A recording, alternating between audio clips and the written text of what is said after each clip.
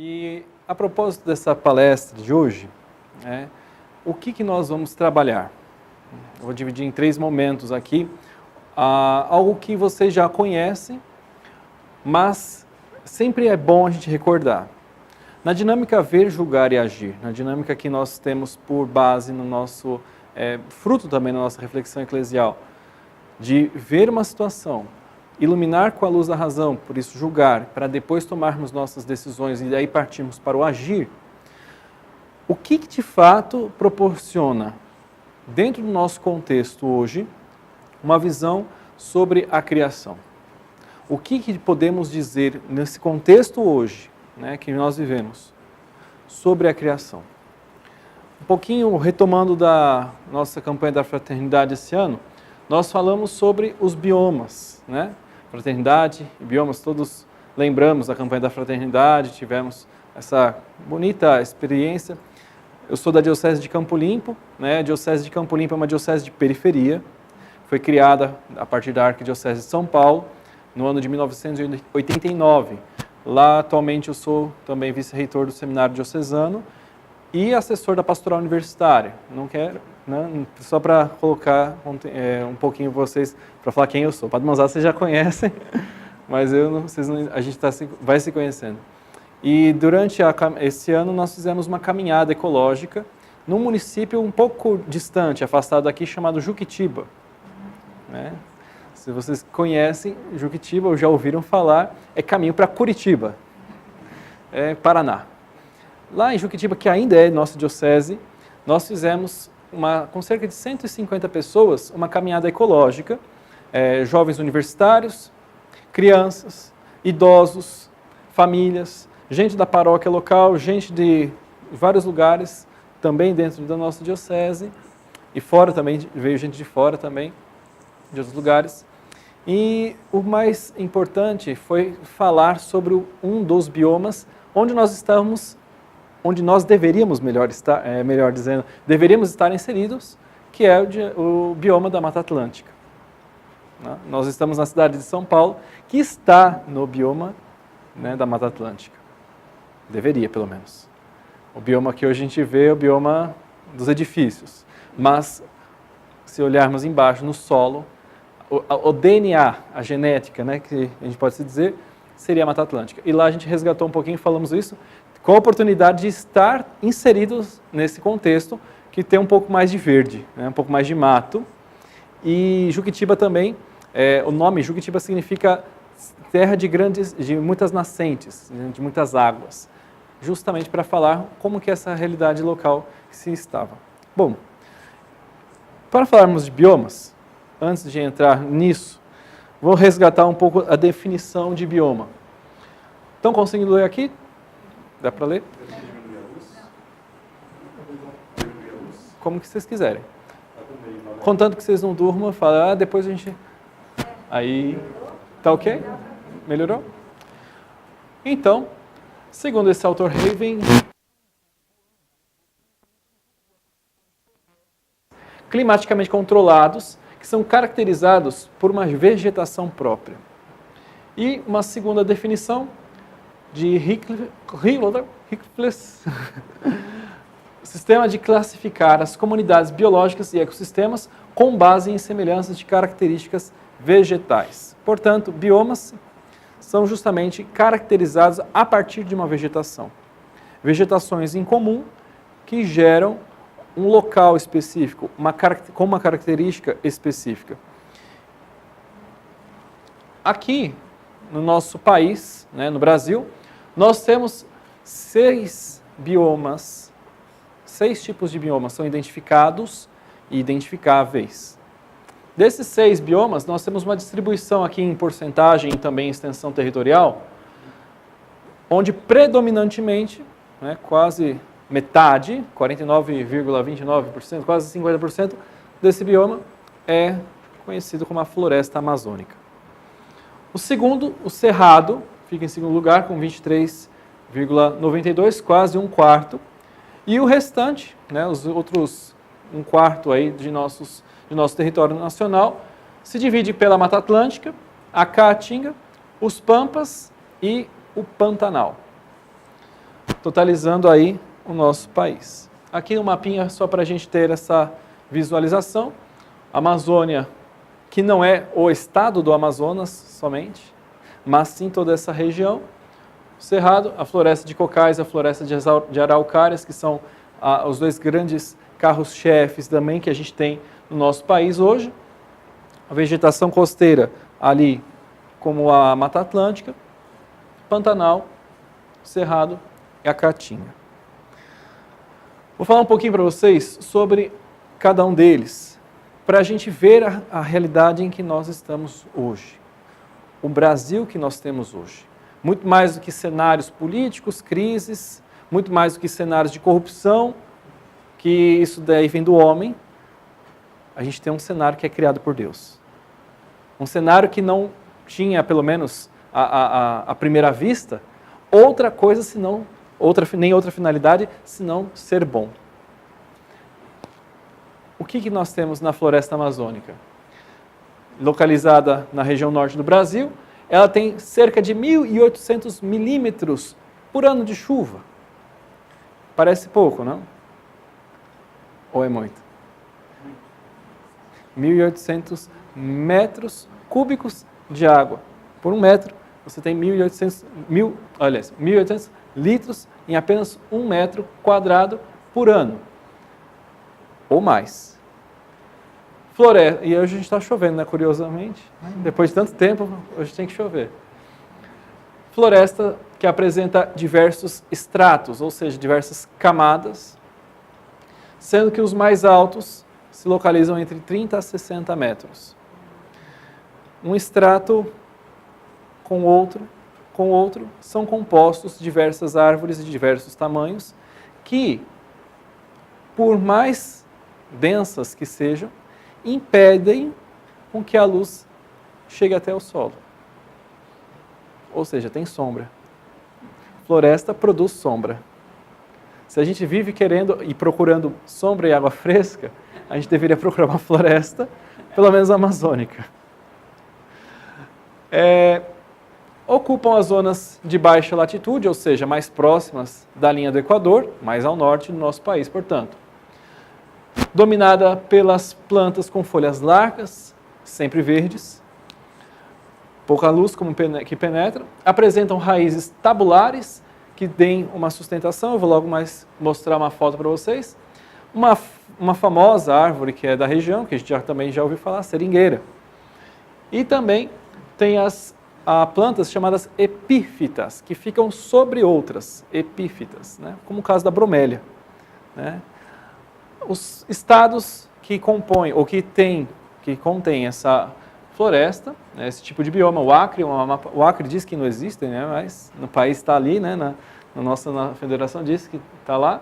O Acre, o Amapá, o Amazonas, o Pará, Roraima, Rondônia, Maranhão, Tocantins e Mato Grosso. E ali do lado uma foto da fruta do Guaraná. Né? Todo mundo já tomou, todo mundo já conhece. A raiz tabular, fica na foto da direita, é essa raiz grossa. Por que eu fiz questão de mostrar essa imagem para nós? Isso é uma imagem, isso é uma raiz própria de uma árvore que está dentro de um contexto próprio, dentro do seu habitat próprio, natural, como a floresta amazônica. Existem outras também, em outros tipos. E quando a gente, por exemplo, constrói uma cidade superpopulosa, que vai crescendo, vai asfaltando, se a gente coloca o asfalto ao redor da raiz da árvore, que seja tabular ou que não seja, mas que seja exterior, o que acontece com aquela raiz? A raiz ela vai crescer, mas o que acontece com o asfalto que a gente põe ao redor? Arrebenta. E quem nunca já passou por uma calçada e nunca levou um tropicão, tropeçou por alguma coisa assim? Por quê? Seríamos nós a invadir o espaço da árvore, ou é a árvore que está invadindo o nosso espaço? Ali uma epífita, né, com uma bromélia. E um detalhe, bromélia também em São Paulo causa um grande problema, né? Porque ela, por ser epífita, ou seja, porque ela se utiliza, né, da estrutura de uma outra planta, ela meio que se enraiza e absorve os nutrientes de uma outra. É uma planta parasitária. Mas só que ela não tem acesso à água. Portanto, ela criou, ela mesma, uma forma de armazenar água, um reservatóriozinho. Todo mundo já viu bromélia, sabe quando chove a água fica empoçada. E aqui, água parada dá o quê? Dengue. Será que nós que damos dengue? Ou será que é a própria planta que, para a sua sobrevivência, precisa da água? Bom, a região da bacia amazônica ela também tem uma grande variedade de aves, primatas, né? Macacos, roedores, jacarés, sapos, insetos, lagartos, peixes, crocodilo e mais um monte de coisa. Isso tudo como maiores representantes de animais, de uma fauna de água doce do nosso planeta. A maior representação. Ali circulam cerca de 324 espécies de mamíferos, como a onça pintada, a ariranha, a preguiça, macacos, e vivem cerca de 25% da população de primatas de todo o mundo. 70 das 334 espécies de papagaios existentes. Para mim, eu achava que só existia uma. E aí, pesquisando, a gente vê que tem mais que uma e 70 dessas 334 existentes no mundo. Com relação aos peixes de água doce, concentram também cerca de 2.500 a 3.000 espécies diferentes. Só no Rio Negro podem ser contadas 450 espécies, enquanto na Europa não se contam mais que 200, na Europa inteira. E a única coisa que a gente conhece talvez é o bacalhau, e olha lá, que vem da Noruega. Até aqui tranquilo, minha gente? Isso na floresta amazônica. Vamos para o Cerrado. O Cerrado ele está numa situação um pouquinho mais para o centro do nosso país, né? Nós vemos ali. Quais são as características do Cerrado? Clima quente, semi-úmido, verão que chove, inverno seco, pluviosidade, né? O que chove durante o ano? Cerca de 800 a 1.600 milímetros por ano. Solos antigos e quimicamente pobres, mas profundos. Recentemente eu fui para Goiânia, mais precisamente semana passada, e estava muito quente. Você estava lá também? É sua terra? Olha só. Estava com o Padre Manzato também, participando de um congresso de teologia. Acho que deve ter sido por isso. Goiânia, falaram todos, quando a gente chegou lá, os goianos mesmo falaram, olha, vocês que estão vindo, principalmente vocês que estão vindo de fora, sobretudo do sul do país, bebam água. Primeira coisa, eu ando com a minha garrafinha, né? Aqui ela é inseparável, minha companheira é inseparável. Aonde eu ia, levava. E ali eu estava tomando água. E todo mundo falava, tome água, e tome água. Eu não sei quantas garrafinhas dessas eu tomei. E tomava todo santo dia, tomava 2,5 litros, 3, sei lá quantos. E parecia que o tempo todo estava com sede. Eu falava, mas que diabo que tem esse lugar? Aí me falaram, não é o lugar. Não é o clima, só o calor. O lugar onde você está que é diferente. E quando a gente sai do nosso convívio, quando a gente sai de São Paulo, né, a gente pode até às vezes para o interior ou para algum lugar mais afastado, já sente essa diferença. Mas mudando de bioma, o nosso organismo, ele também precisa se adaptar. E só quando a gente está em outro lugar, em outro contexto, que a gente aprende quais são as características do local. E por isso exige o respeito. Por isso a gente precisa se dobrar. Bebe água. Você está lá, aproveite o lugar, mas também seja uma pessoa que interaja com ele. Aqui, deixa eu só mostrar, ali vocês estão vendo aquela ave do cerrado, como é que ela chama? A ema? A ema que é o nosso avestruz, né? Onde a gente pensa que só tem avestruz na Austrália e tudo mais, a gente também tem uma espécie muito próxima aqui no Brasil, a gente às vezes esquece. As árvores do cerrado são muito peculiares, com troncos tortos, cobertos com uma cortiça grossa e também de folhas grandes e geralmente rígidas. Muitas plantas herbáceas têm órgãos subterrâneos que armazenam grande quantidade de água e também de nutrientes para sobreviver no cerrado. Situa-se principalmente nos estados de Minas, Goiás, Tocantins, Mato Grosso do Sul e no oeste de São Paulo e Paraná. Então, ali perto de Jales, ali mais ao norte, noroeste de São Paulo, a gente já vê próximo a Goiás vegetação diferenciada, um clima também diferenciado, próprio de um bioma que não é o nosso, não é a Mata Atlântica, é outro, é cerrado. Ali, só para a gente ter uma ideia, são duas imagens onde a gente vê, em 1993, uma área, né, onde se localizava o cerrado, né, propriamente dito, e essa daqui agora em 2017, na verdade. Não é borrado não, tá, minha gente?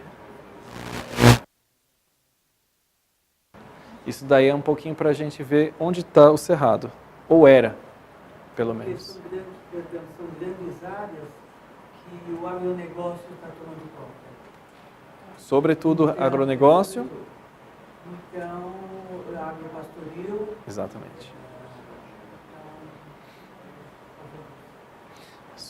A gente tem também o que vai ver também depois dos Pampas. No Pampas eu vou falar rapidamente. Tem alguém aqui que é do Sul? Do Sul tem? O padre é do Sul? Tem. Dos Pampas não, né? Lá mais do Sul. Morou em Porto Alegre. A gente vai ver também um pouquinho. É justamente para cultivo, né? No caso, criação de gado para abate. A gente tem muita carne, exportamos muito. Caatinga. A Caatinga a gente sempre vê, e se não vê na literatura, nós o vemos nas novelas, nos filmes e coisas e tal, sempre como um lugar ermo, né? Um lugar de grande pobreza.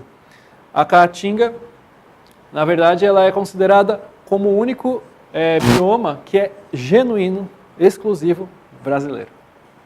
Os outros têm similaridades, são próximos em outros lugares do mundo ou em outros países, como é o caso da própria Amazônia, que apega a outros países, Mata Atlântica também, mas o nosso genuíno mesmo, que é daqui, a Caatinga, que parece deserto, mas não é deserto. Não é igual um deserto do Saara, por exemplo, no do Atacama, aqui é Caatinga. Não é cerrado, é o quê? Caatinga. A Caatinga, ela está localizada na faixa subequatorial, né, logo abaixo do Equador também, entre a floresta amazônica e a floresta atlântica, compreendendo quase 10% da área do território brasileiro. Ela está presente nos estados do Ceará, Rio Grande do Norte, Paraíba, Pernambuco, Sergipe, Alagoas, sul e leste do Piauí, Bahia e o norte de Minas.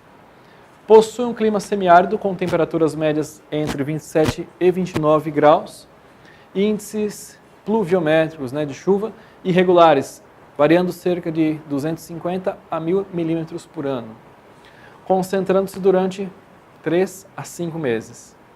Na estação seca, a temperatura do solo, que é muito raso, não é tão profundo, mas ele é muito pedregoso, alcalino, né? Ele pode chegar a 60 graus. Se a gente quiser um dia esquentar, né, nosso pé, fica à vontade para ir para a Caatinga. Essa daqui é uma visão da Caatinga na época de estiagem, né? Na época de seca, que é um pouquinho diferente na época quando chove. Essa é uma visão diferente.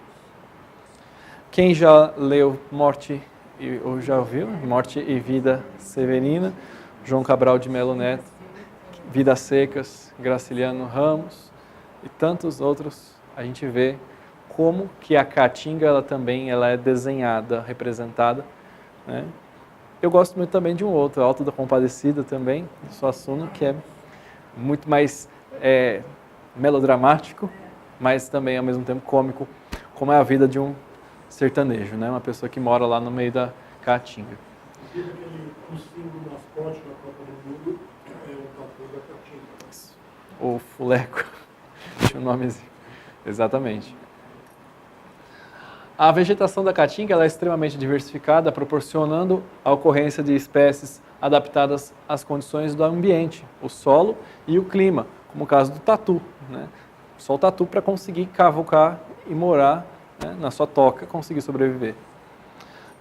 A flora, né, como que é as plantas de lá? São espécies arbóreas, arbustivas, que apresentam folhas pequenas, caducifólia. Caducifólia seriam folhas não caducas, mas seriam pequenas, né, menores, Menor tamanho diminui também a possibilidade de fazer fotossíntese, mas diminui também a evapotranspiração da planta. É uma forma da planta sobreviver e perder menos água. Por isso que o mandacaru, ele é uma folha única, um cacto, ele tem uma folha aciculifoliada. Eu não sou professor de biologia, tá, gente? Não. São várias Eu sou teologia. folhas, mas elas ficam compactadas. Muito juntas. E se tiver alguém biólogo aqui, por favor, me corrija se estiver errado ou complemente, por gentileza. Mas uma folha ou melhor, um espinho de um cacto, ele é uma folha. Na verdade, é uma folha fininha, tão fininha que espeta.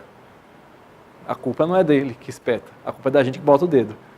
Mas é a folha que ele tem para diminuir a evapotranspiração. Perder água por transpiração e por evaporação também.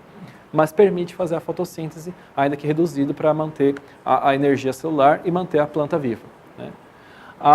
São modificados, tem espinhos, outras com raízes superficiais, para absorver ao máximo, né, as águas da chuva. E algumas plantas, né, que são conhecidas nossas, né?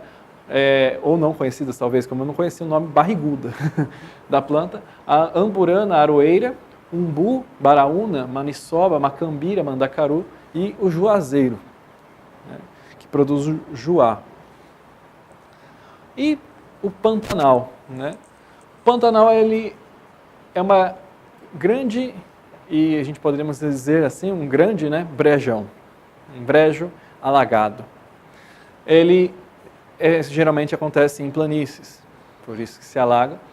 E a planície do Pantanal ela é considerada a maior área úmida contínua de todo o mundo, aqui no nosso Brasil. Ela é formada por uma grande bacia sedimentar e sua altitude varia de 75 a 100 metros, ou seja, é plana, acima do nível do mar. Este bioma engloba os estados de Mato Grosso do Sul e ainda uma pequena parte do território da Bolívia e Paraguai. A planície do Pantanal se insere na chamada bacia hidrográfica do Alto Paraguai, formada por tributários do Rio Paraguai, provenientes das cabeceiras do Planalto Central do Brasil. Nós não temos mar em Brasília, mas todo o rio deságua em algum lugar. Em Brasília, se tivesse mar, a gente afogava meia dúzia, mas não temos, né? Então, por enquanto, a gente só tem rio. E o rio sempre procura o mar. Ele faz, ao invés do... É bem interessante o desenho hidrográfico do nosso país, né? Sobretudo no Planalto Central, que ele não vai direto para o mar, ele não corre direto para o mar, mas ele faz uma volta e vai desaguar na Bacia do Prata lá para o Paraguai, vai lá para baixo, assim como o nosso Tietê e também o Paraná, que vai percorrer, ao invés de estar do lado do mar, ele não vai para o lado do mar porque tem uma serra. Então ele vai dar a volta, percorrendo todo um outro percurso até desaguar no Oceano Atlântico. O clima da região ele é tropical semiúmido e o índice pluviométrico gira em torno de 1.500 milímetros por ano, onde as chuvas se concentram no período do verão. A temperatura média anual varia de 17 a 23 graus, chegando até atingir mínimas de 0 grau no inverno, devido a massas polares. As maiores temperaturas acima de 40 graus são registradas lá numa cidadezinha chamada Cuiabá, capital do Mato Grosso, do sul ou do norte? Nenhum dos dois, Mato Grosso, que não é Mato Grosso do Norte, é Mato Grosso. Brincadeira, gente. Aqui umas fotinhas de Pantanal, de bichos do Pantanal, que acho que todo mundo já deve ter visto, inclusive naquela novela famosa, né, que se passou, né, na década de 80, 90, o Pantanal.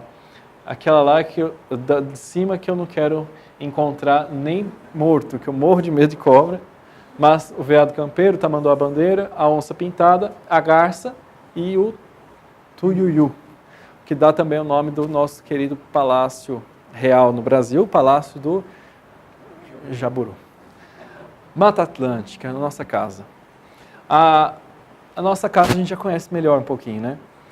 Ela é coberta por uma floresta perennifólia, de folhas perenes, que dificilmente caem. Por isso que a gente vê a mata sempre verdinha, mas com folhas que tendem a permanecer o ano todo.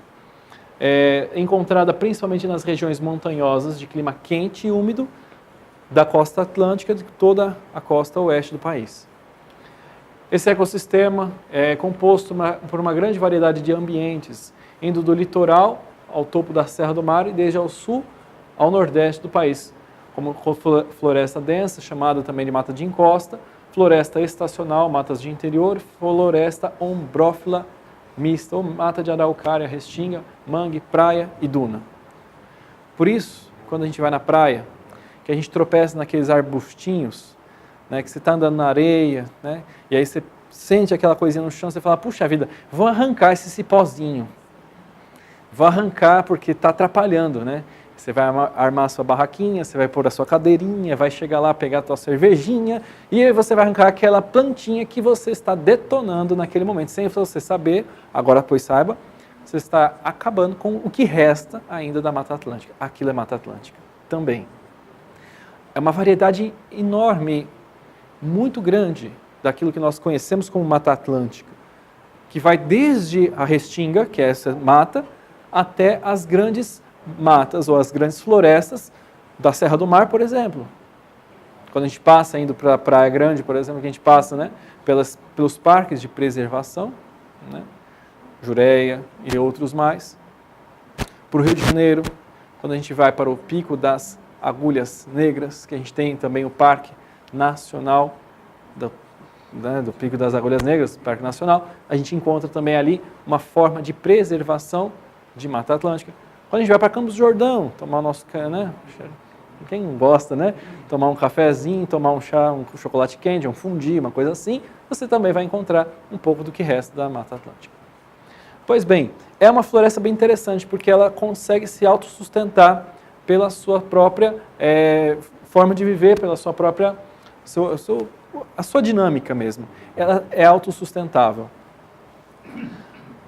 Apresenta um alto índice de chuvas, chegando entre 1.800 e 3.600 milímetros por ano, devido à grande condensação de brisa oceânica que vem do mar, carregada de vapor e chove. Por isso que você entra numa floresta tropical úmida, não tem como você não tomar chuva. Posso contar só um caos? Falei de Juquitiba para vocês, né? Eu também acompanho os seminaristas lá do seminário e esse ano, logo no começo do ano, nós resolvemos fazer missão. Bom, a vida de um reitor, né, a alegria de um reitor é atazanar a vida de um seminarista. Todo reitor foi um seminarista um dia. Mas, tadinhos, coitados, a gente ficou com dó, porque a gente inventou de fazer missão justamente em Juquitiba. E lá, Juquitiba, como eu falei, tem a Mata Atlântica e é uma floresta úmida. Portanto, o que aconteceu? Choveu. Foram 15 dias de chuva, 15 dias de missão, todo dia chuva, todo dia chuva. Coitadinhos, ficaram, pareciam uns pintinhos molhados. Mas está todo mundo vivo, graças a Deus. Nesse bioma, a maioria dos rios é perene, ou seja, não seca. Né? Você percebe que o rio ele permanece, possui rios com águas claras, rios com águas mais escuras, dependendo da própria vegetação do rio. O que é mais engraçado, e não é talvez tão engraçado para a gente, mas quando a gente entende a natureza, o rio, quando ele é em época de chuva, sobretudo no verão, que aí é onde aumenta o vento marítimo, aumenta a umidade e chove mais, o rio ele tende a encher. E o rio, ele sempre faz um zigue-zague. Ele não é reto, não é canalizado, não é bonitinho, não tem nada que deságua nem nada que tire. Ele é um rio, ele corre. E ao fazer o seu zigue-zague, ao encher, ele forma como se fosse um rio, um único rio. Como nós conhecemos muito bem na nossa cidade, com outros nomes, mas também os mais famosos, Tietê, Tamanduateí, Rio Pinheiros, com seus córregos, afluentes também, todos mais, nós sabemos que em épocas de verão, sobretudo nas periferias, não com grande dificuldade a gente vê que o rio ele vai seguir o seu curso normal, ou gostaria de seguir o seu curso normal. E é onde a gente vê a maioria das enchentes. Gente que perde tudo, todos os anos, na mesma época. Quase como se fosse um grande ritual. Dificilmente a gente entende o porquê, né? Só se a gente pensar, parar um pouquinho para ver onde é que a gente está morando. Isso resolveria muita coisa. A fauna da floresta atlântica é uma das mais ricas em diversidades de espécies, estando entre as 5 regiões do mundo com o maior número de espécies do próprio local. Apresenta uma das mais elevadas riquezas de aves, também do planeta, passarinhos. Com a possibilidade de existirem diversas espécies desconhecidas, os mamíferos são os componentes que mais sofreram com os vastos desmatamentos e a caça. Possuem alto grau de endemismo devido ao processo de evolução das espécies em área isolada das demais bacias hidrográficas brasileiras. Atualmente, os principais fatores de degradação da Mata Atlântica são o crescimento urbano e o consumo desordenado de recursos. Este bioma ele possui uma grande importância social, econômica e ambiental para o país. Com tanta variedade, aumentam pesquisas, atraem também outros recursos. E restam apenas, de tudo o que nós imaginamos ou que tivemos um dia de Mata Atlântica, 8% daquilo que era original. É necessário que sejam adotadas medidas eficientes para a conservação e a recuperação. E recuperar acho que é meio difícil, né? Mas não dá para a gente falar, já que tiramos 92%, falta 8%, é mais fácil, né? O último bioma que nós temos é o dos pampas, né? O dos campos do sul. No sul do país, a vegetação ela é composta por campos limpos, referência à minha querida diocese aqui, né? Faz a leitura entre linhas, as chamadas estações úmidas. Entre o Rio Grande do Sul e Santa Catarina, os campos formados por gramíneas e leguminosas nativas se estendem como um grande tapete verde chamado pampa, que se estende por uma região de mais de 200 mil quilômetros quadrados. Vai desde as fronteiras, que vai além das fronteiras do Uruguai e Argentina. São áreas planas, revestidas de gramas e outras plantas encontradas de forma escassa, como tufos de capim que atingem até 1 metro de altura. No litoral do Rio Grande do Sul, a paisagem se apresenta diferenciada, com ambientes alagados e uma vegetação formada por espécies como junco, gravatás e aguapés. A precipitação anual é de 1.200 milímetros, com chuvas concentradas nos meses de inverno. E o clima é frio, é muito frio, mas é úmido também. A vegetação predominantemente herbácea, com alturas que variam de 10 a 50 centímetros. Os pampas, ele é um dos ecossistemas mais ricos em relação à biodiversidade de espécies animais, né? Contando com também espécies endêmicas, tal como a Mata Atlântica também. Mas são raras e também algumas ameaçadas de extinção. Outras são espécies migratórias, cinegéticas e de interesses econômicos. As principais espécies ameaçadas de extinção são a onça-pintada, jaguatirica, macaco, monocarvoeiro, esse eu não conheço. Acho que já está, né, tá extinto, então já deve estar por lá mesmo extinto. O macaco prego, o macaco guariba, o mico-leão dourado, a preguiça de coleira e o caxinguelê, que é um esquilinho. O macaco guariba, esse eu conheci lá quando eu fui para o Pará. Esse era diferenciado do macaco do sul, por conta da forma da sua organização de bando. O pessoal falava que o macaco guariba, lá pelo menos no norte, no Pará, ele era violento. Então ele sempre agia e atacava em bando. Falava, cuidado para você encontrar um macaco guariba no meio da floresta. Minha gente, tranquilo até aqui? Então,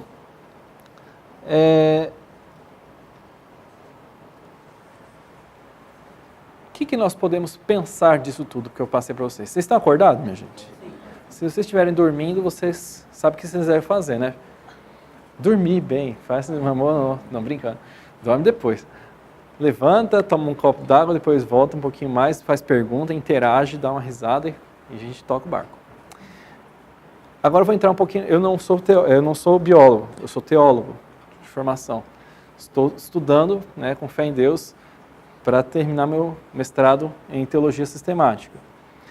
E como a gente pode se valer do instrumental teológico para iluminar aquilo que nós ouvimos com dados biológicos ou dados naturais?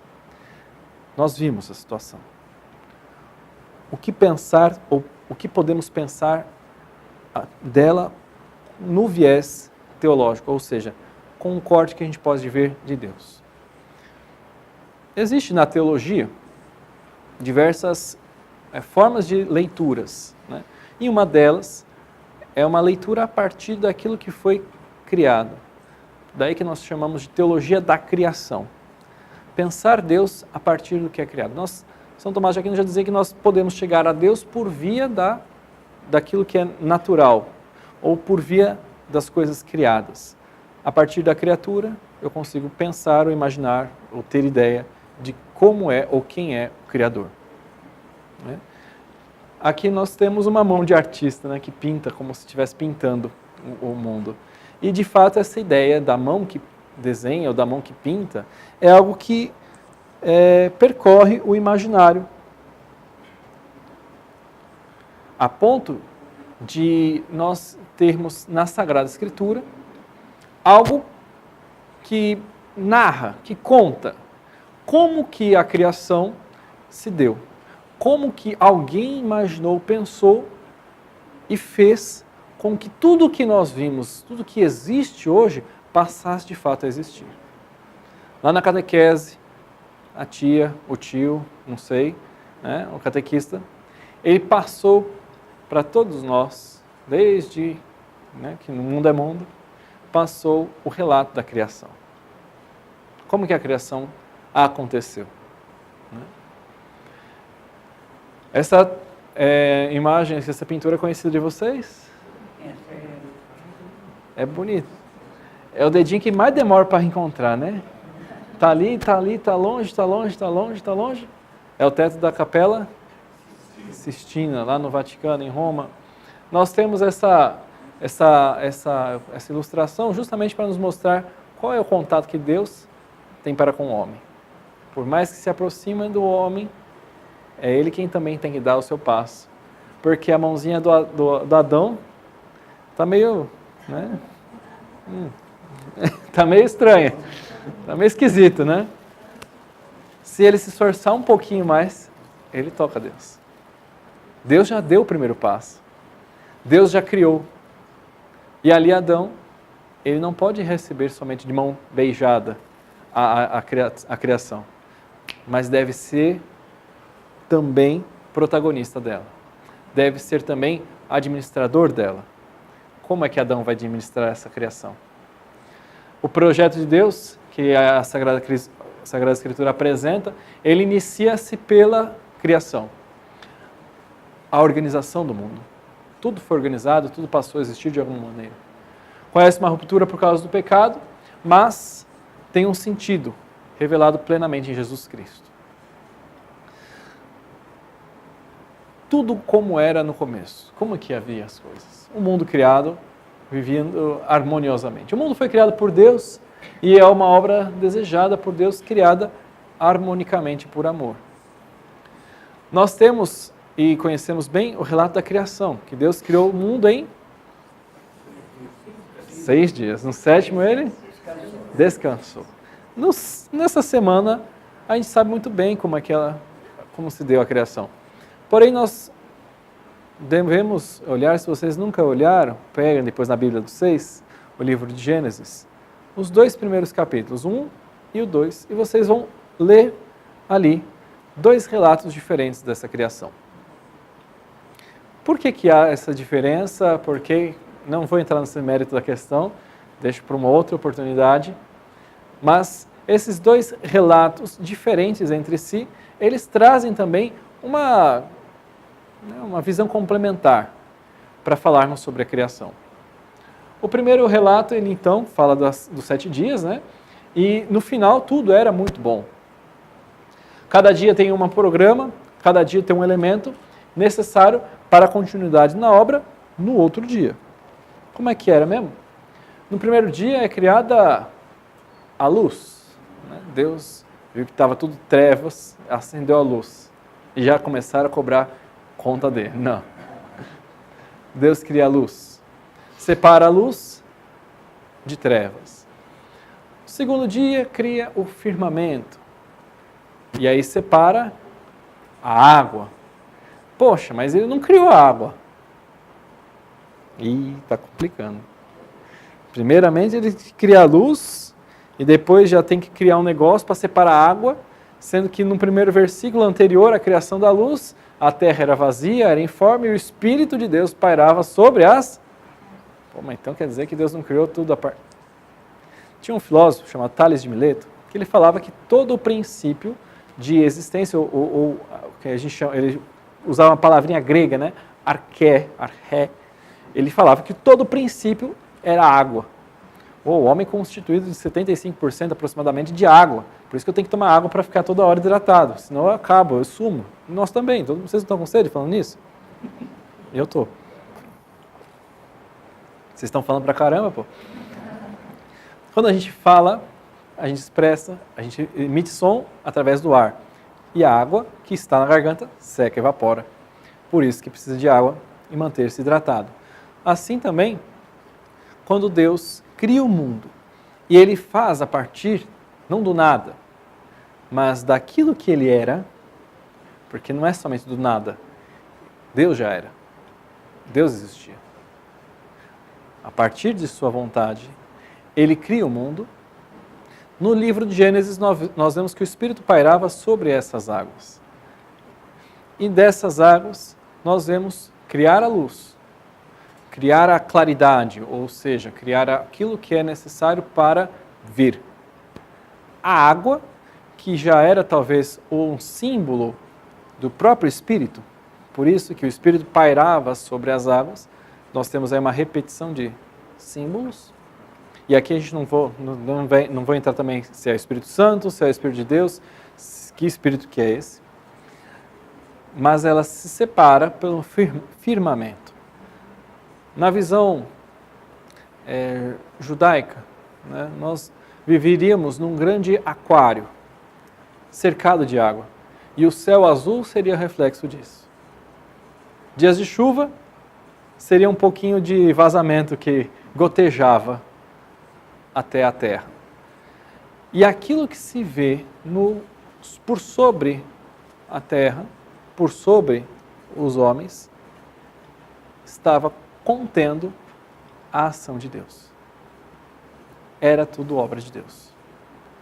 Poxa, mas o que adiantava um mundo que tivesse um firmamento, uma grande cúpula resistente àquela água, que não tivesse vida? Bom, então vamos criar vida. Depois tem o solo que permite as plantas. Os luzeiros, porque afinal de contas tem que saber se a planta tem que ter fotossíntese ou não. Sol e lua. Os seres vivos que tinham que habitar as águas, porque as plantas não vão dar peixes, não vão brotar peixes. Os animais terrestres e, por último, o homem. Por fim, descansa. Nessa sequência, a cosmologia, a visão de mundo que o judeu tinha, eu falo judeu não falando referência ao judaísmo, mas ao povo israelita, mostra justamente para nós que uma criança na catequese vê assim a obra da criação. Olha que bonito. Os peixinhos, os passarinhos, o homenzinho, tudo lá bonitinho, como Deus criou. Na primeira semana. E viu que tudo era muito bom. A criançada adora quando vê essas imagens, né? Nós também, porque a gente lembra um pouquinho da nossa infância, lembra da nossa catequese. Não sei se vocês tiveram essa catequese.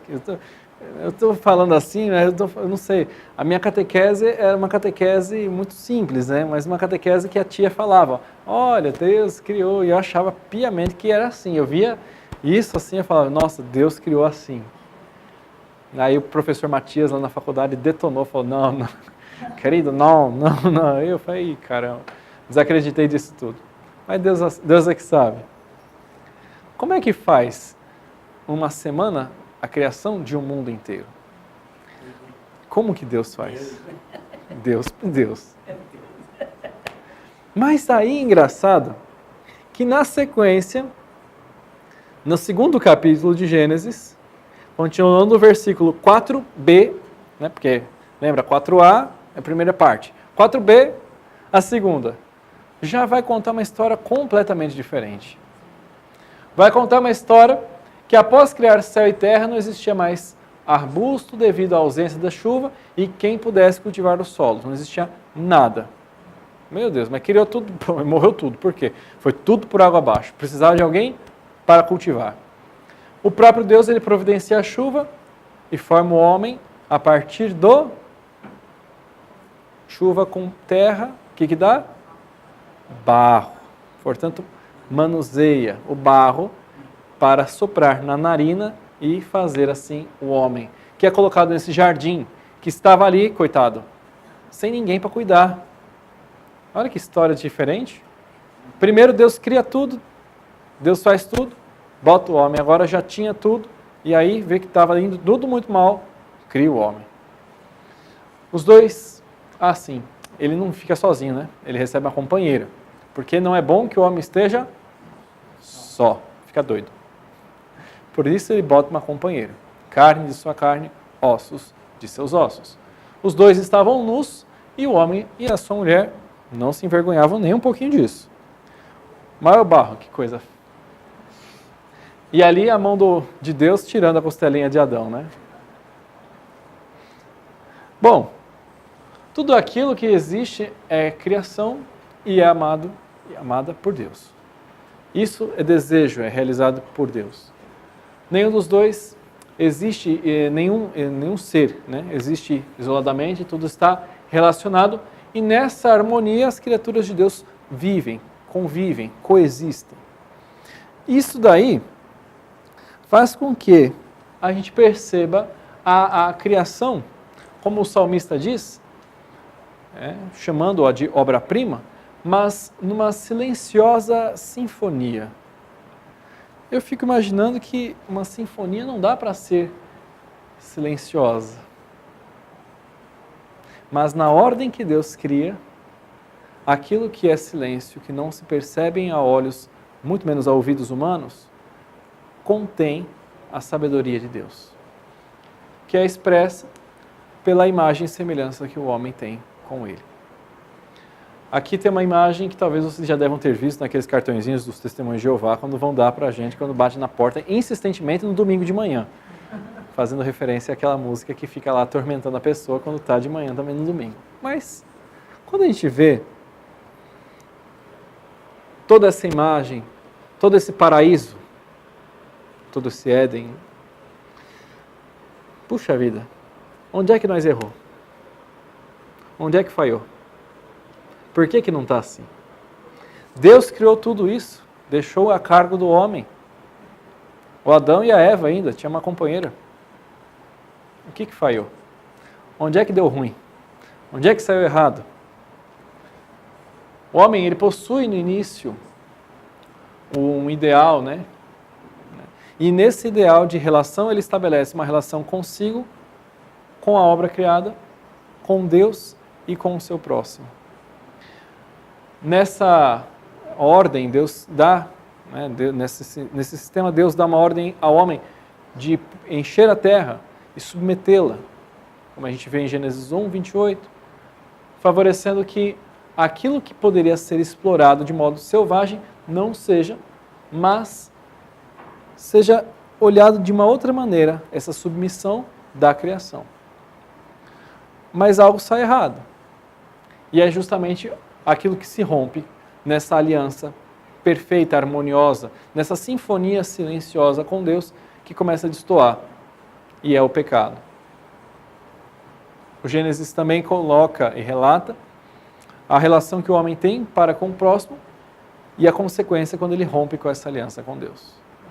O pecado, ele faz com que o homem fira a Deus e passa a ter medo dele. Por isso ele começa a se esconder. A humanidade vai se tornando arrogante, querendo inclusive tomar o lugar de Deus. Rompe-se depois a relação também com o próprio casal, a briga entre si. As relações entre pessoas começam a ser afetadas, tendo desdobramento inclusive depois com a questão fraterna entre irmãos, Caim e Abel. E por aí parece que a coisa degringola, né? vai sendo um atropelar de pecados que parece uma grande bola de neve que não parece ter mais fim. A ruptura disso depois vai culminar com outros tantos lugares, como Sodoma e Gomorra, as pragas do Egito, Nínive, e aí precisa de um profeta que seja justamente restaurado ou que seja colocado para restaurar a obra da criação. E é isso que surge, um profeta. Arrepender-se, conversão, arrependimento, a conversão, a mudança de costumes, isso sempre foi uma constante desde que o homem ele tem esse pecado carregando junto de si, destoando daquilo que é próprio da criação. Bom, pecado... O que a teologia diz? Se Deus é tão poderoso, ele criou tudo perfeito, por que ele deixou o homem se corromper? Por que ele deixou o homem pecar? Boa pergunta. Ele via tudo, fez tudo tão maravilhoso, fez tudo tão, ele é tão poderoso, por que ele permite que o homem se corrompa? Por conta de um negócio. Deus, ele não é que permite o homem pecar. Deus também não cria o homem para pecar, mas Deus cria o homem para a liberdade, e na liberdade ele opta não fazer aquilo que era a vontade de Deus. E aí entra o pecado. Na liberdade ele opta por Deus, né? É uma falta de aceitação. Eu não quero. Desobediência, né? A desobediência, a arrogância, o tomar o lugar de Deus, o destoar da criação, o mal, o fratricídio, ou o homicídio, né? Matar o próximo, tudo isso é decorrente da ruptura, daquela primeira aliança que Deus havia estabelecido com Adão. Daquele dedinho que quase tocou, mas faltou um detalhe, a liberdade. Faltou o homem querer dar o seu passo. A galera fala disso. Aí, posso desdobrar um pouquinho esse seu pensamento? Se Deus tivesse criado um homem para não pecar, um homem perfeito, ele teria criado outro Deus. Um homem perfeito, né, que não pecasse, que não errasse, que ele teria criado uma outra pessoa, um clone. Um clone. Ele teria criado um outro Deus, de fato. Mas Deus não pode criar Deus. Não. Ele criou os anjos para a liberdade também. Os anjos também pecaram. Mas só para pegar um correlato, um desdobramento desse pensamento, onde que estava, se Deus, né, tivesse, você falou um pouquinho sobre essa questão. Ele falou assim, porque ele não impediu que o homem se corrompesse, né?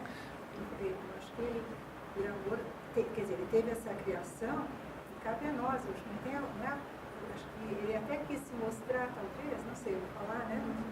Não, vamos piorar a situação. Ele é onipotente, mas ao mesmo tempo ele se coloca assim como, ele deixa essa liberdade para o homem, o ser humano. O ser humano faz a escolha dessa escolha ruim. Hoje a galera que é mais assim, militante, assim, gosta de pegar em armas, falar que o Estado é laico e tanta coisa mais assim, adoram falar isso também, dialogam com todo mundo. Mas a pessoa chega e fala, pô, Deus é tão sacana, com perdão da palavra, que, Senhor, me dou da referência, que ele quis mostrar que era poderoso. Portanto, criou alguém que era semelhante a ele e falou, erra aí um pouquinho para mostrar que eu tenho que te salvar. Não. Esse é um pensamento que existe. E é possível. É possível. Se eu falasse para você, não podemos pensar assim, não, gente. Mas aí Tudo que a gente fale de Deus... Aí conflita com a existência de Cristo, né? Ah, calma aí, senão é jogo abaixo. A gente já sabe o fim da história. Mas antes de finalizar essa história, pensando um pouco por esse lado, a gente fala, poxa vida, mas Deus de fato, ele poderia, né, ser um grande filho de Deus mesmo, não tem outra coisa, que cria um homem para que erre. E ao errar ele o salve. Como se Deus ele quisesse ou precisasse de palco. Ou, se não palco, ele precisava de uma pessoa para interagir. Dizer que está no livro Deus morreu exatamente por isso, porque ele criou Nietzsche, né? Nietzsche. E o livro fala exatamente disso, que Deus morreu pelo sentido de Nietzsche aqui. E na ideia de Nietzsche é que nós matamos, nós cristãos, sobretudo. O pecado, minha gente, como todo o mal, ele não tem uma raiz própria, nem uma origem bem distinta. Assim como Deus também não tem. Se a gente, com toda a teologia, ainda hoje, pudéssemos explicar e comprovar a origem de Deus, nós teríamos matado, assim, o mistério da humanidade dos últimos 8.000 anos, ou mais. E aí a gente perderia a graça. Só que o mais interessante é, pelo estudo da teologia, e aí com a teologia da criação, é a gente ver que, apesar de Deus ter criado o homem para uma consecução boa, ele dá ao homem a possibilidade de não aceitar esse plano ou de traçar os seus próprios planos. Abre parênteses aí, essa semana mesmo teve um cara lá, o Steven Tyler, do vocalista do Aerosmith, foi cantar no Rock in Rio e falou que nós humanos, né, e deu errado, teve que cancelar, né, eu não lembro agora exatamente o motivo, e ele disse assim, havia declarado, nós humanos fazemos planos e Deus ri. Eu achei assim, interessantíssimo, porque o cara realmente ele traduziu aquilo que nós fazemos. Poxa, a gente faz e Deus ri. Detalhe, vocês conhecem um personagem da Bíblia chamado Isaac. Sabe o que significa Isaac? Deus ri. Deus ri da teimosia, Deus ri da incredulidade de Abraão, Deus ri até mesmo do filho que Abraão teve antes. Se vocês lembram bem que Ismael nasceu antes de Isaac. A filha da escrava, da Agar. Pois é. Como que a gente pode falar que Deus não ri, ou Deus não pode rir, quanto mais do de nós, e dos nossos problemas? Os judeus são Ismael, né? Ah, não, os muçulmanos. Os ismaelitas seriam a descendência de Ismael, que teria ido para a Arábia, e aí depois tem toda a briga, que é só bomba para resolver. Ou a paz, né? Mas tem essa. Bom, vamos finalizar essa história para a gente terminar e passar para outro ponto aqui, que aí entra Jesus Cristo. O que acontece com Jesus? Espera só um pouquinho. A Cortana entrou aqui na história, não tem nada a ver com Cortana você. Agora sim. Tempos messiânicos. O Messias que vem para salvar. Quando completou-se o tempo previsto, Deus enviou o seu Filho, nascido de uma mulher, nascido sujeito à lei, para resgatar os que eram sujeitos à lei e todos recebermos a dignidade de filhos e filhas de Deus. Gálatas 4. Um dos textos mais bonitos que a gente pode ter, Paulo teria escrito, dizendo para nós justamente qual é a procedência, a origem de Jesus Cristo. Nascido sob a lei, nascido pela lei, mas para resgatar aqueles que foram subjugados pela lei, que foram afastados da comunhão, são resgatados por aquele que também nasce por essa lei. Não só uma lei humana, mas uma lei divina. O Verbo de Deus se encarna e assume a humanidade nossa. Com a encarnação nos foi revelado que a criação também não estava de toda perdida. Havia esperança. E em Cristo se restabelece a relação entre Deus e o homem. Aqui, nós vemos que na pregação de Jesus, ele sempre se utiliza de elementos da criação para falar, né, sobre as realidades, sobretudo do reino de Deus. Ele fala da fonte, da água viva, né, da chuva que cai sobre justos, da vinha, da fé como semente de mostarda que cai, ou semente pura e simplesmente também, que cai no coração do homem. Todos os elementos da criação. Deus tem criado. E o próprio Filho, ele se vale desses elementos para nos falar e nos recobrar qual é a relação que temos com essa criação. A criação, ela precisa ser o quê? Portanto, renovada. E aí é onde entra toda a dinâmica do Apocalipse, o final dos tempos. Aquilo que tem que terminar, e aí é onde entra uma das partes mais interessantes da teologia da criação, que é justamente o fim. A visão escatológica, o finzinho da criação, ela está para marcar. Quem não tem aquele desejo, que dia que era mesmo o fim do mundo? Era de um ano que já acabou. Mas era esses dias aí o fim do mundo.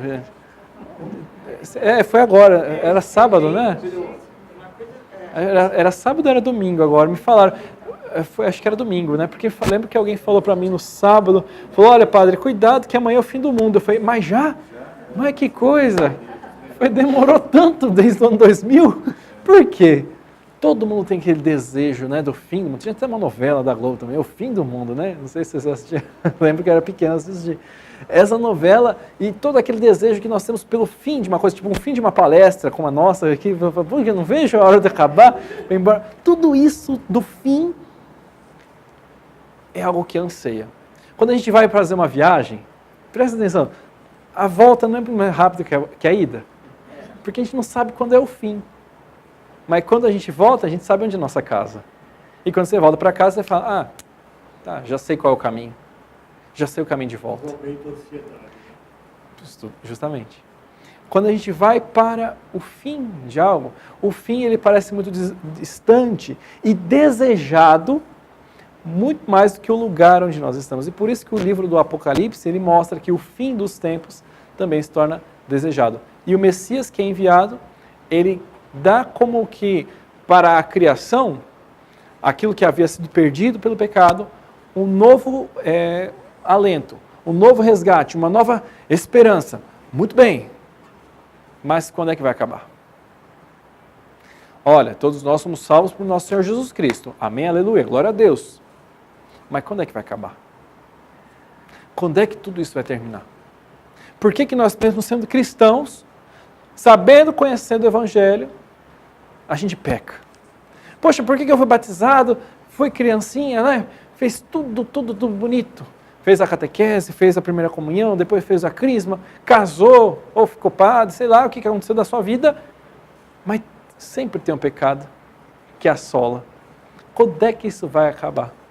Quando é que a gente vai receber a extrema-unção? E aí partir dessa para melhor.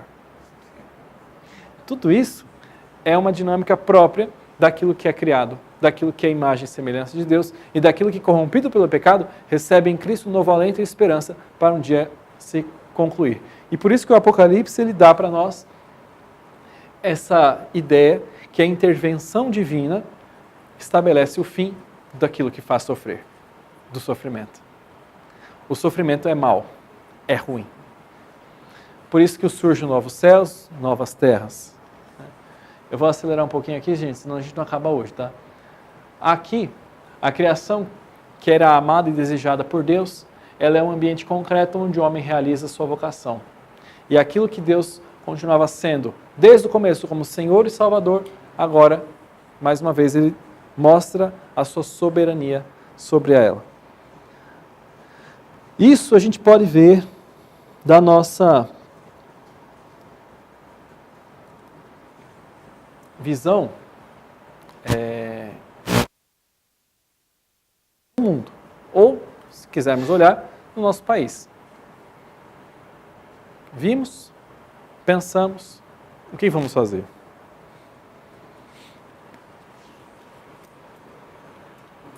Bonito ou feio? Horrível, né? Mas tudo que nós conhecemos, né? Facebook, Coca-Cola, McDonald's, Google é coisa do momento, né? MTV, isso daí é BMW. O pecado da gula não é comer, é o consumismo. O grande consumismo, meu senhor. Esse daí é o grande mal moderno que nós temos. O que nós podemos agir? Como nós podemos mudar? O consumismo é um vício. E todo vício, ele extirpa ou ele reduz uma possibilidade que eu poderia fazer ou aplicar e não faço. Por exemplo, uma pessoa que é viciada em drogas, né?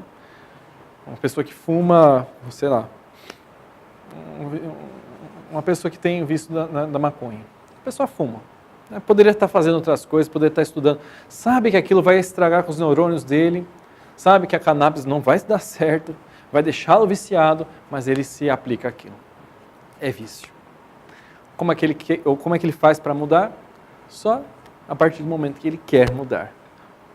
Ou por intervenção e obra divina, mas dependendo da graça humana que supõe também a sua natureza. Cuidado, viu, gente? Ou o consumo ele pode te consumir.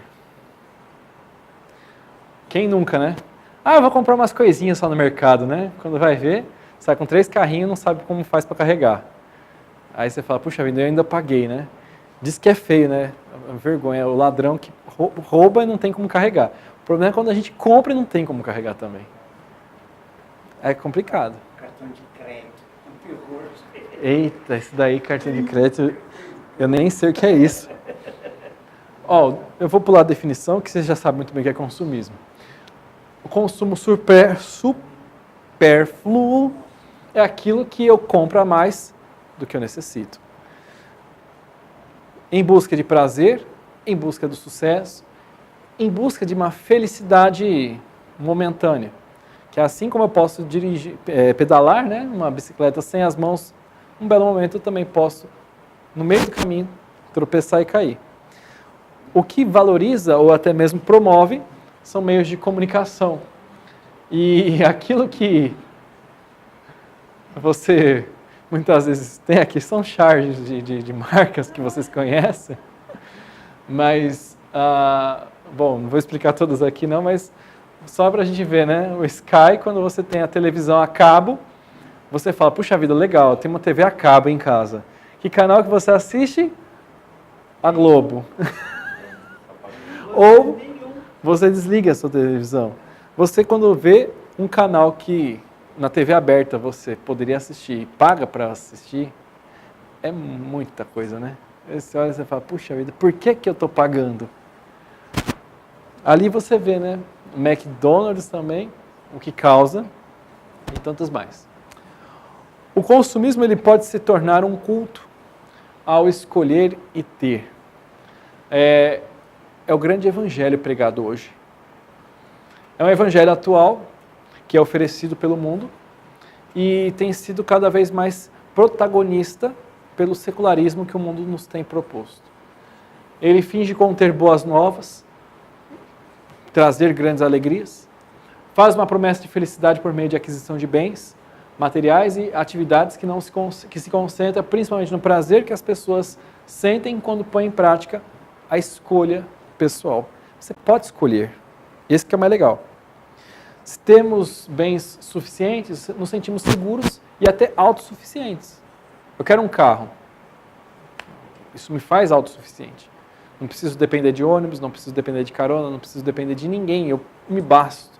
Até a hora que o pneu fura. Aí você fala, e agora? Borracheiro? Mas vai encontrar um bom borracheiro no meio do nada, às 3 horas da manhã. Aí então você liga pro seguro. Que você escolhe.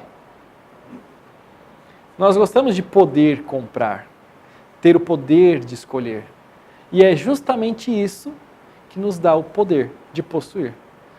Coisa que no mundo hoje é cada vez mais presente. A luta e a briga do poder. O maldito poder. Com o crescimento populacional e uma vez que o número de pessoas se dirigindo para os grandes centros urbanos aumenta, a vida também torna-se cada vez mais anônima. E a comunidade dos bairros, onde até antes todo mundo se conhecia, hoje já é coisa do passado, ninguém sabe quem é o seu vizinho.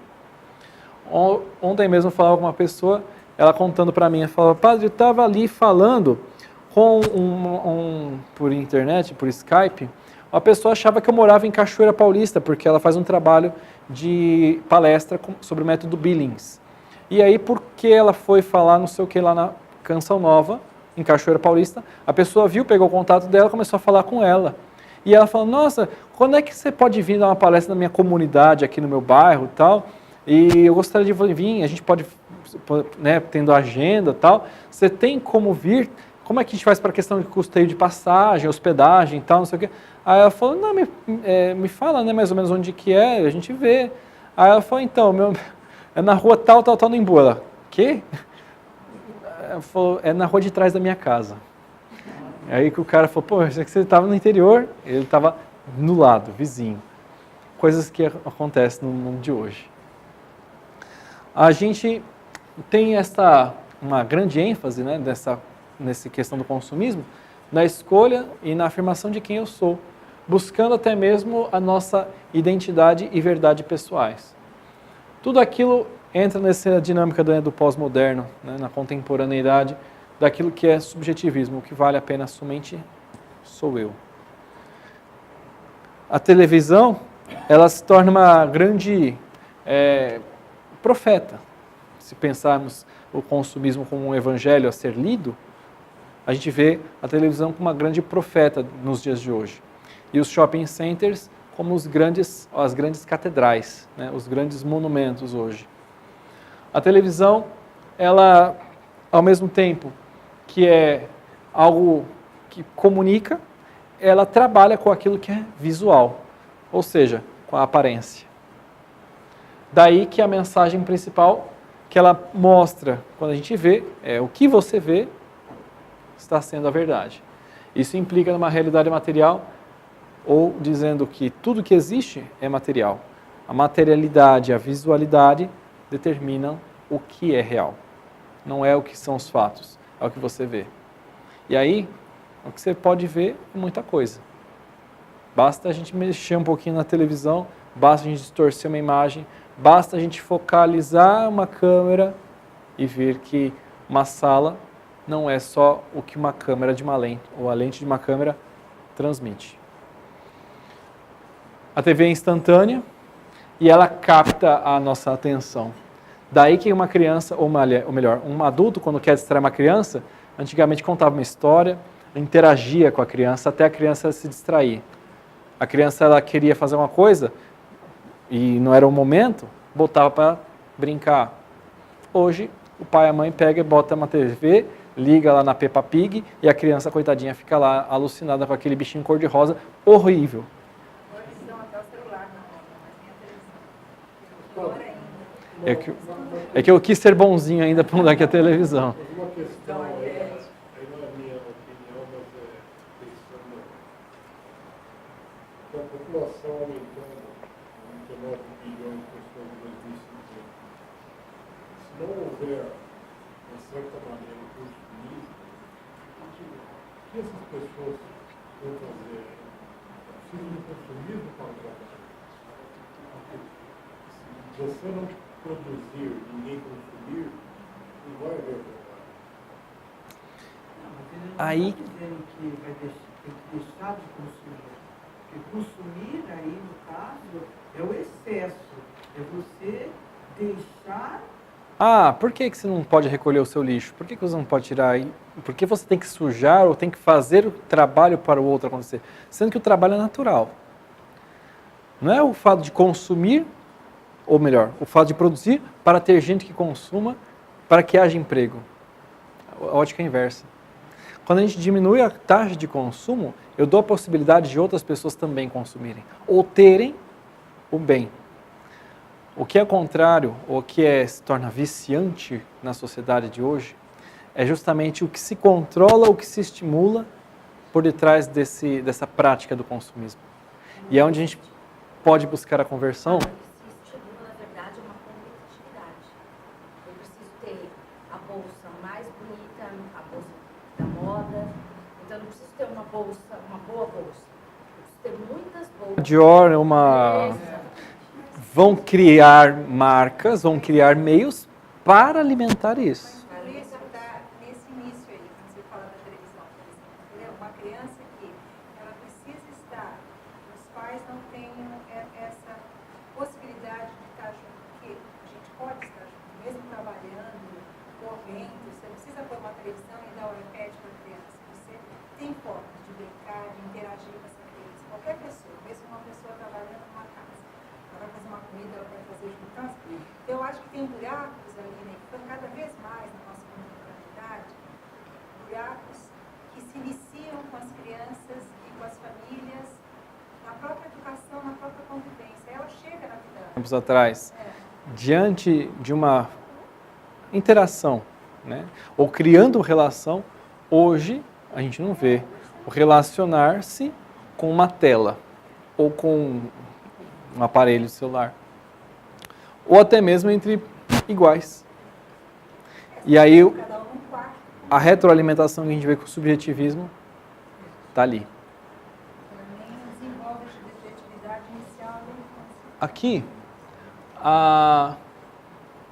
eu lanço uma sugestão para vocês. Eu vou pular aqui já, encerrando por hoje, porque o nosso tempo já se Você faça um exercício, breve que seja. Vocês fazem lista de compras, não fazem? A lista de compras, você sabe como é que surgiu no Brasil? Na época da inflação. Você sabe por que surgiu na época da inflação? Porque todo mundo tinha que comprar o que dava o salário. Hoje, como o senhor falou, tem o bendito do cartão. O cartão de crédito, ele dá um passo. Você já ouviu a expressão dar um passo maior que a perna, não dá? Pois é. O cartão de crédito não dá um passo maior que a perna, dá 2, 3, 4 e parcela quantas vezes você quiser. O problema é que a perna é a mesma. Eu não sou economista também, tá, gente? Como eu falei, eu sou padre e teólogo. E eu não sou nem biólogo. Eu estudei teologia e é o que a gente sabe. Mais um pouquinho? Não esqueça que quando meu filho tinha 4, 5 anos, estava viajando. O educador tem a brilhante ideia de xerocar dinheiro e ver que dá certo. Depois ele tem que assistir o filme para vocês verem o final. Mas quando a gente vê essa relação do dinheiro com relação ao overnight e a inflação e aquilo que a gente viveu na década de finzinho de 80, 90, né? Toda aquela, né, coisa que a gente vê no Brasil, a gente vê que fazer dinheiro não era tão simples. E a gente, por isso tinha que fazer lista de compras. E aí a sugestão que eu deixo para vocês, e eu encerro aqui, faça uma listinha com o que você precisa comprar durante uma semana. Ou se você precisa de ter durante toda a semana. Aí você faz uma lista logo na segunda-feira, tá? Ou então, se quiser, no domingo à tarde. Depois da missa, vem na missa, reza. Depois vai em casa, faz a lista, tudo que você precisa ter naquela semana. Fez? Pois bem. Agora você vai ver tudo que não é necessário, tudo que é supérfluo e elimina. Não compre o que não é necessário. Só compre aquilo que você realmente precisa. Aí você vai ver como você pode usar o seu dinheiro com sabedoria e ver que quem é dono de quem. Se você é dono do dinheiro ou se ele é seu dono. Fica uma dica para agirmos, tendo nessa dinâmica do ver, que a gente vê nos biomas, aquilo que a teologia da criação pode nos iluminar para a prática cotidiana. Muito obrigado e espero ter colaborado um pouquinho com vocês.